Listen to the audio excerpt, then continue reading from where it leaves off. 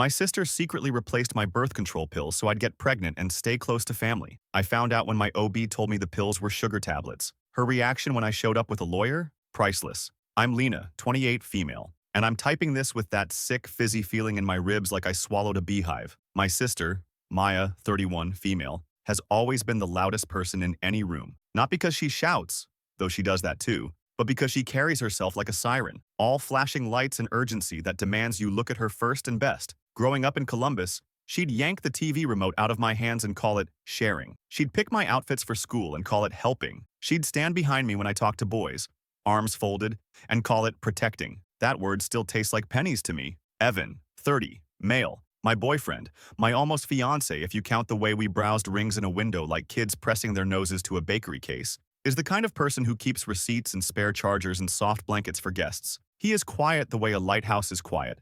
Steady, patient, stubbornly there. When I moved in with him last year, the first thing he did was build me a little shelf for my medications because I'm notoriously scatterbrained. He labeled it in his neat block handwriting, Lena's stuff. Do not touch. He stuck a smiley face on the end like a joke. Funny, right? Maya hated him from the first 30 seconds. Not because of anything he said.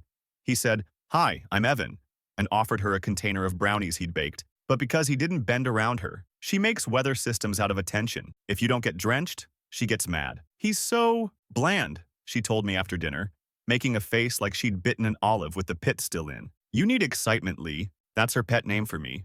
Sounds sweet? It's not. It's a leash. Mom, Ruth, 58, female, learned a long time ago to keep the peace by handing Maya the crown and calling the rest of us her court. When Dad left, or relocated to Phoenix for work, in his careful, lawyerly phrasing we all pretended not to hear the subtext of, Maya dragged the couch into the kitchen because she said she liked the sound of the fridge humming. She slept there for a summer, queen of cold leftovers and resentment. If you think that's a clue to the kind of person who believes proximity equals control, you'd be right. My pill pack has lived on that Lena's stuff shelf for a year. Pink case, tiny white orbs like promises. Routine is everything with those.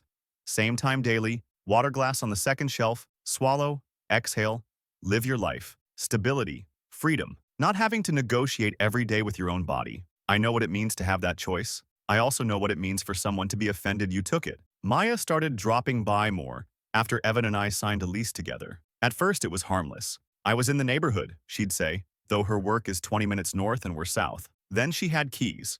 Mom's idea, for emergencies, handed over like candy. Once I came home and my living room smelled like her perfume, that sugary, fake peach cloud she loves. There was a mug on the coffee table, lipstick print, her exact shade, coral aggressive, and my pill case was a hair to the left. I noticed because Evan's shelf label lines up perfectly with the edge of the case. He's precise like that. The edge didn't line up. I moved it back. I told myself it was nothing. A draft. A cat Evan doesn't own. You need family close? Maya said that evening, resting her chin on her hand like a therapist without a license. It's dangerous for sisters to drift. She said it while rifling through my mail.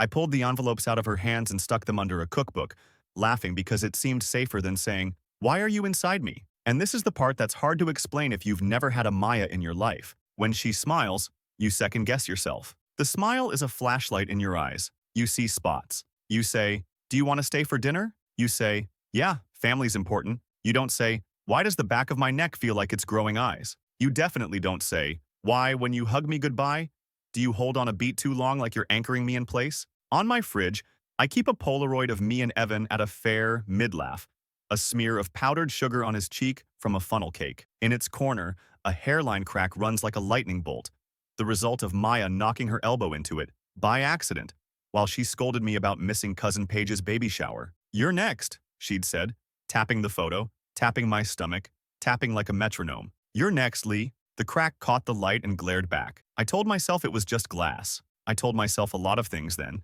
When I got home from that OB appointment, my hands wouldn't stop shaking. Not from fear, at least not entirely, but from this raw, acidic rage that made my whole body feel electric. The doctor's words kept looping in my head like some sick soundtrack. "These aren't contraceptives. These are placebo sugar pills." I didn't even know they made them to look identical like that. Same packaging, same little foil blisters. The only difference was invisible, unless you had them tested. And they had been, which meant every single day for the last 2 months, I'd swallowed nothing but sweetened chalk, thinking I was protecting myself from the one thing I wasn't ready for. All because my sister, Emily, decided my uterus was her personal family planning project. The worst part? It fit. It fit. The little comments she'd been making. Soft-voiced, pretending they were jokes. You'd be such a good mom. And mom and I could babysit all the time. Or, once you have a baby, you'll never want to move away. I used to laugh it off. Now, each memory was a sharp little needle. Emily has always been intense. Not violent. At least, not before this.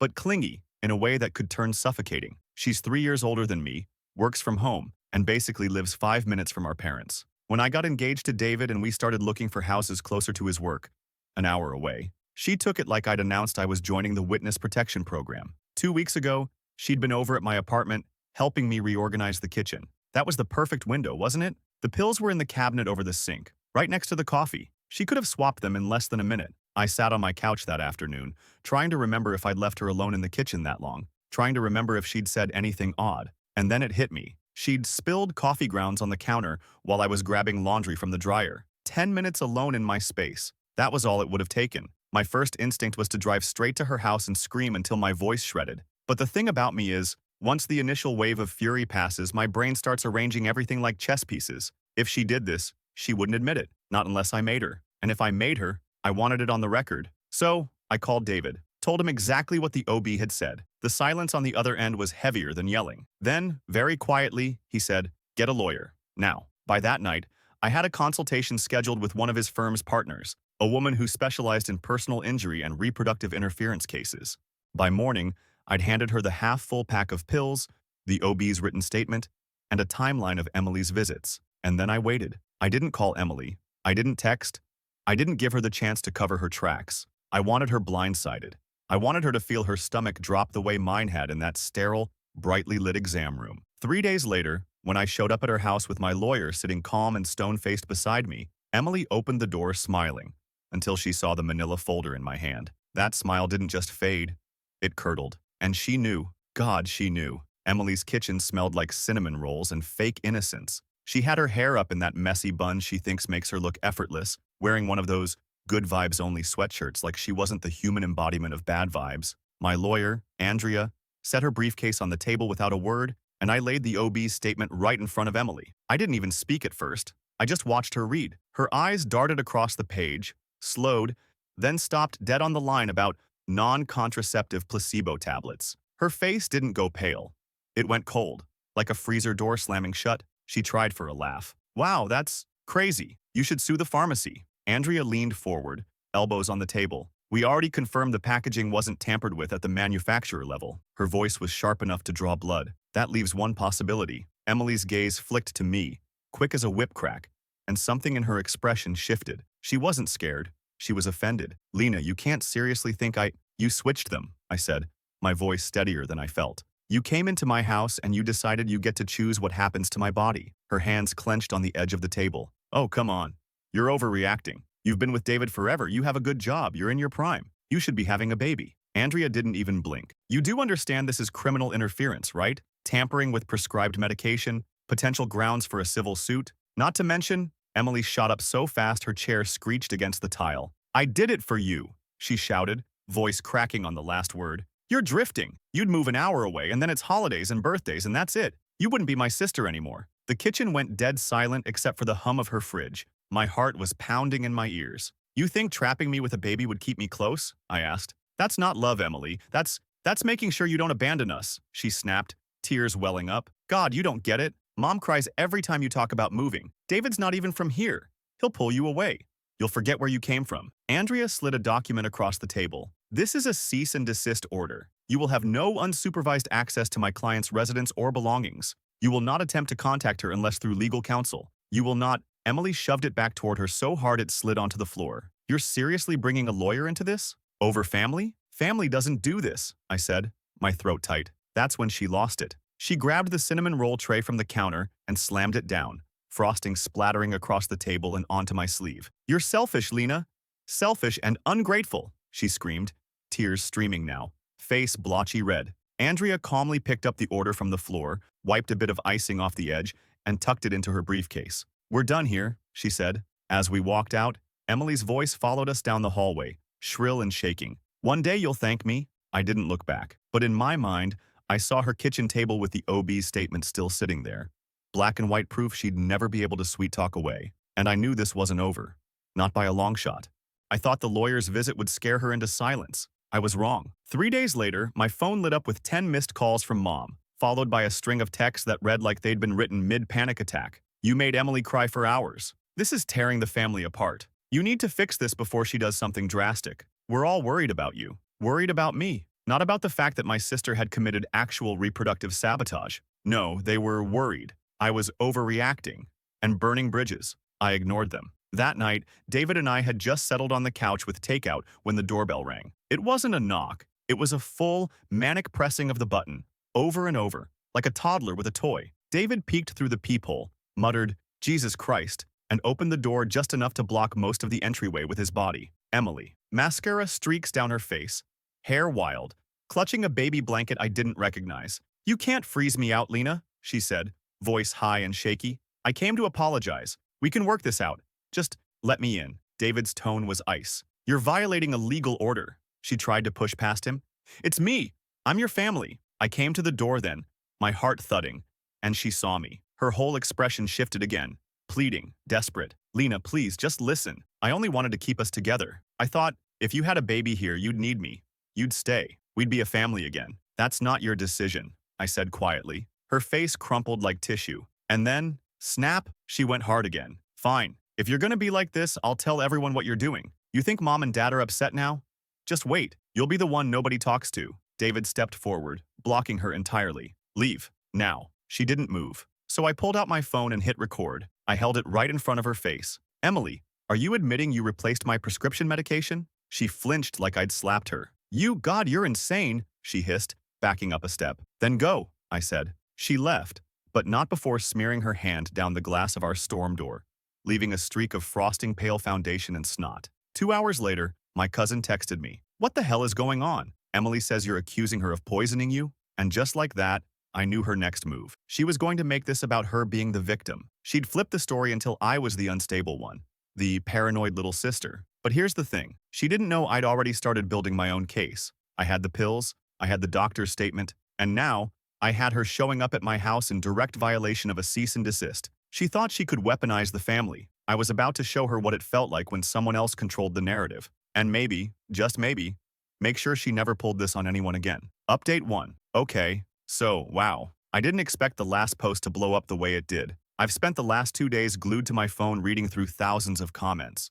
Everything from "holy hell, call the cops" to "burn her social life to the ground" to "I'm 90% sure your sister is unhinged and 10% sure she's a lifetime movie villain." First off, thank you. I didn't realize how badly I needed strangers to say, "You're not crazy, she's dangerous," because my family sure as hell isn't saying it. In fact, since posting, they've doubled down. Mom left me a voicemail sobbing about how I'm tearing the family apart for internet clout. Dad texted me, "You need to get over this before you ruin your relationship with your sister forever," as if there's anything left to ruin. And then there was Emily's little PR campaign. Apparently, she's been telling anyone who will listen that I've become paranoid and am spiraling because I'm afraid of commitment with David. My aunt called me yesterday to check in and managed to slip in that Emily said I've been acting erratic since the engagement. Yeah, she's laying the groundwork to make me sound unstable. But here's where it gets good. I'm not just sitting back letting her spin her narrative. Andrea, my lawyer, is a godsend. She's been helping me compile every scrap of evidence, and now we've filed for a formal restraining order. That means if Emily shows up again, it's not just violating a cease and desist, it's arrestable. Also, several of you pointed out that if she tampered with my meds, that's not just civil, it's criminal. I didn't even know there was a specific statute for reproductive coercion in our state.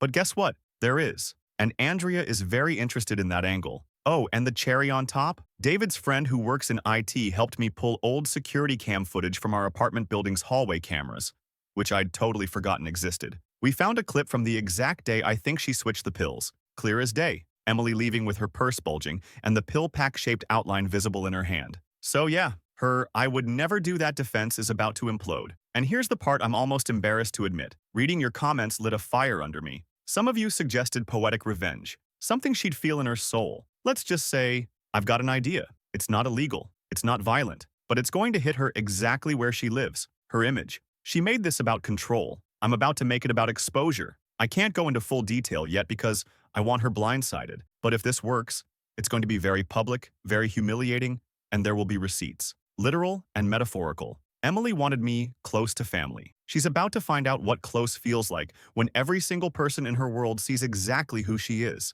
The thing about Emily is, she runs on perception.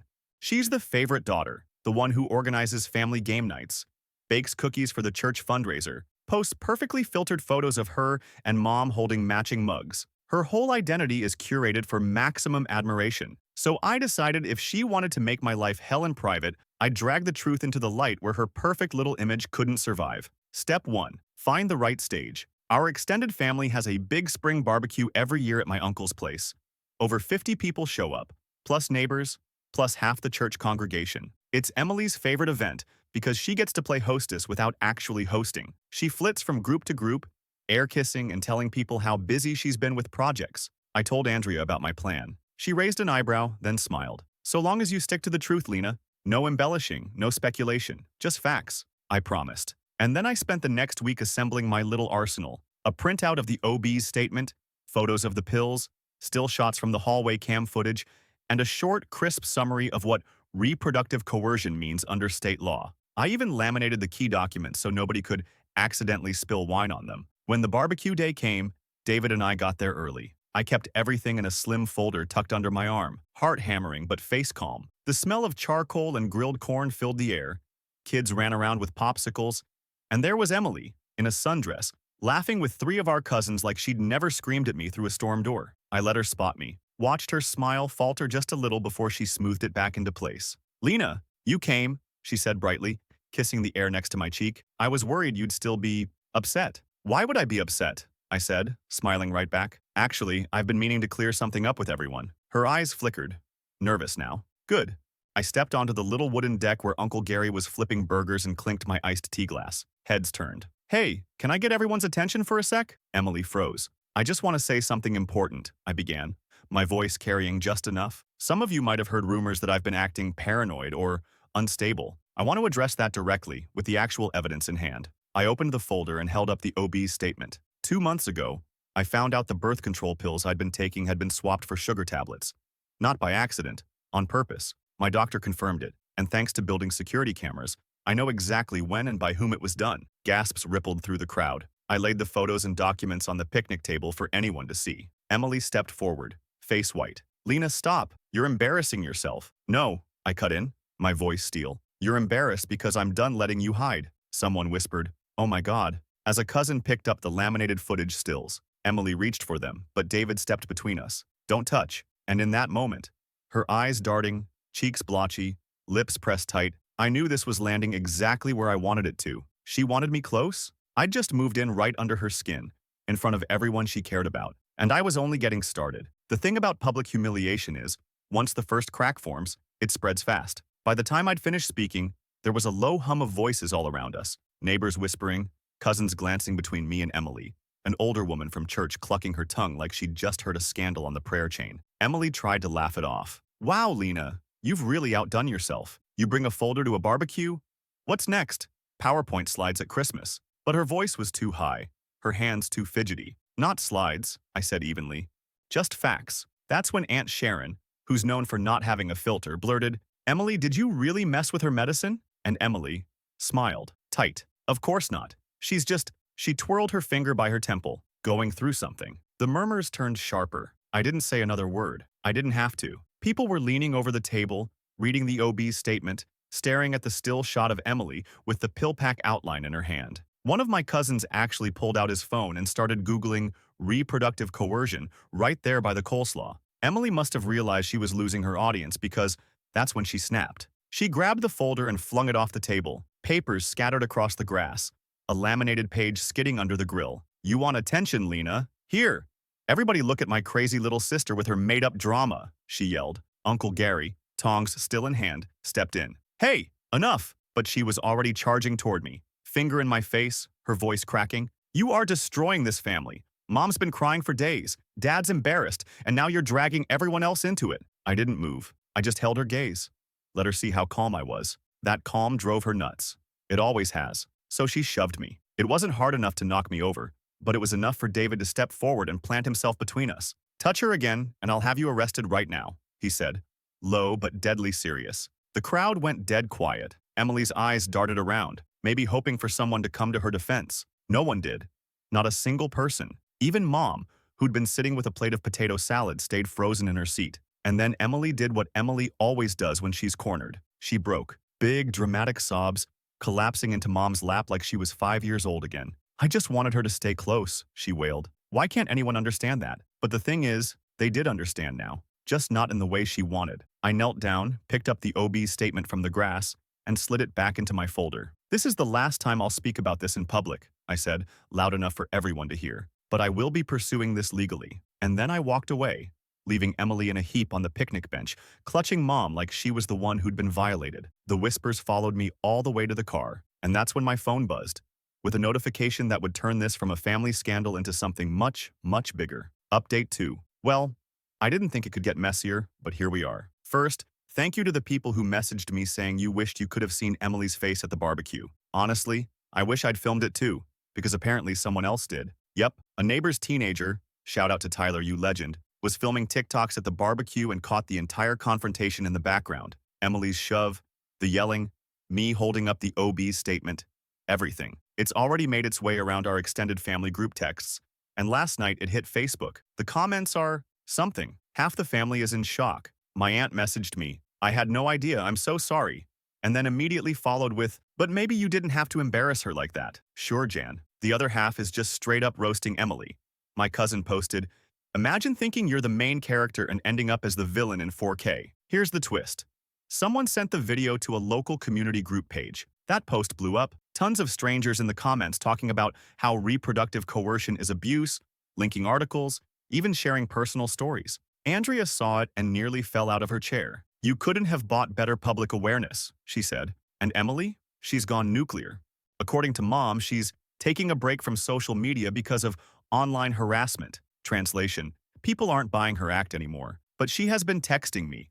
Long, rambling walls of text alternating between, "I can't believe you'd humiliate me," and "You've ruined my life," to "Please, can we just talk?" The answer is no. Also, remember that notification I got in the car? It was from the building's security company. Turns out they pulled additional hallway footage from the day of the pill swap, and it shows Emily walking into the building with her purse flat and walking out 30 minutes later with that same distinct pill pack bulge. Combine that with the OB's statement and the video from the barbecue, and Andrea says our case just became bulletproof. Some of you suggested I should press full criminal charges instead of stopping at a restraining order. I wasn't sure before, but after this week, yeah, I'm ready. Because here's the thing. Emily didn't just try to trap me in a life I wasn't ready for. She decided she had the right to control me. She thought family loyalty meant I'd never fight back. She was wrong. Court date's coming up in 2 weeks. And yes, I'll be walking in with a folder. Only this time, the whole damn thing will be public record. The 2 weeks leading up to the court date were the quietest Emily had ever been in my entire life. No surprise visits, no weird, accidental run-ins at the grocery store, no texts. Well, not to me anyway. She was still dripping poison into the family group chat, sending cryptic messages like, "I just hope the truth comes out in court," and "Some people can't handle responsibility." It didn't matter. The tide had already turned. The barbecue video kept circulating, and every time someone reshared it, a fresh wave of comments would pop up calling her out. It was like watching her armor rust in real time. David took the day off for court. Andrea met us on the courthouse steps, her calm energy making me feel less like my stomach was going to climb up my throat. We walked through the metal detector, my folder clutched like a lifeline, and into the bland, echoing courtroom. Emily was already there. She'd clearly spent hours on her appearance. Hair smoothed, makeup sharp, wearing this pale blue dress that screamed, "Innocent victim." She wouldn't even look at me at first. The judge started with the restraining order hearing. Andrea laid everything out. The OB's statement, the security footage, the barbecue video, even screenshots of Emily admitting she wanted me to stay close by any means necessary. Watching the judge flip through those laminated pages, seeing my sister's face twitch with every piece of evidence was surreal. Then it was Emily's turn, and she went full performance mode. Tears, shaky voice, clutching a tissue like it was her last lifeline. "I never meant to hurt Lena. I just thought maybe she was making a mistake. She's easily influenced," and Andrea cut in, "Objection, irrelevant, and defamatory." The judge actually raised a brow at Emily. "Ms. Parker, tampering with prescription medication is not a misunderstanding.